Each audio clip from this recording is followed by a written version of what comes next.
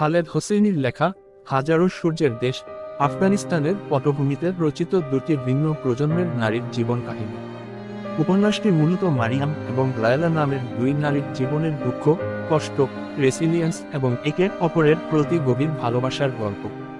উপন্যাসের প্রথমার্ধে মারিয়ামের জীবনের চিত্রায়ন করা হয়েছে। মারিয়াম একজন অবৈধ সন্তান, যাকে তার বাবা জালাল তার মায়ের সাথে একটি করে নির্বাসিত করেন। পিতার স্নেহবঞ্চিত মারিয়ামের একমাত্র অবলম্বন ছিল তার মা। মায়ের মৃত্যুর পর 15 বছর বয়সে মারিয়ামের বিয়ে হয় কাবুলের একজন বয়স্ক এবং রুক্ষ মেজাজের জুতা প্রস্তুতকারক রশিদ খানের সাথে। দাম্পত্য জীবনে মারিয়াম স্বামীর অবহেলা, মানসিক ও শারীরিক নির্যাতনের শিকার হয়। নিঃসন্তান হওয়ায় তার জীবন আরও দুর্বিষহ হয়ে ওঠে।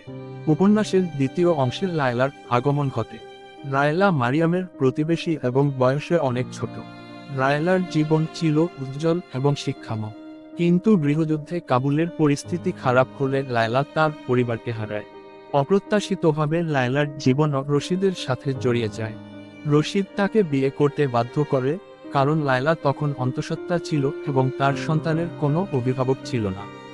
দুই ভিন্ন পটভূমির নারী মারিয়াম এবং লায়লা প্রথমে একে অপরের প্রতি ঈর্ষান্বিত হলেও ধীরে ধীরে তাদের মধ্যে গভীর বন্ধুত্ব গড়ে ওঠে।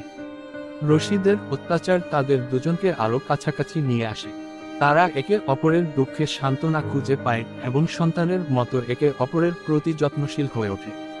উপন্যাসটিতে আফগানিস্তানের রাজনৈতিক অস্থিরতা, তালেবানের উত্থান এবং নারীর প্রতি তাদের কঠোর নীতিও স্পষ্টভাবে ফুটিয়ে তোলা হয়েছে। নারীরা কিভাবে সমাজের নির্মমতার শিকার হয় এবং কিভাবে তারা নিজেদের অস্তিত্ব রক্ষার জন্য লড়াই করে, তা লেখক অত্যন্ত সংবেদনশীলতার সাথে তুলে ধরেছেন। এক পর্যায়ে লায়লাকে রক্ষা করতে গিয়ে মারিয়াম রশিদকে হত্যা করে।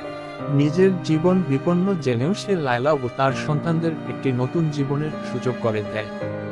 মারিয়ামের আত্মত্যাগ উপন্যাসটিকে এক গভীর মানবিক স্পর্শ দেয়।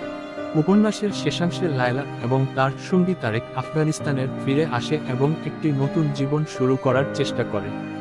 তারা মারিয়ামের স্মৃতিকে বুকে ধারণ করে এবং তার দেখানো ভালোবাসার পথ অনুসরণ করে।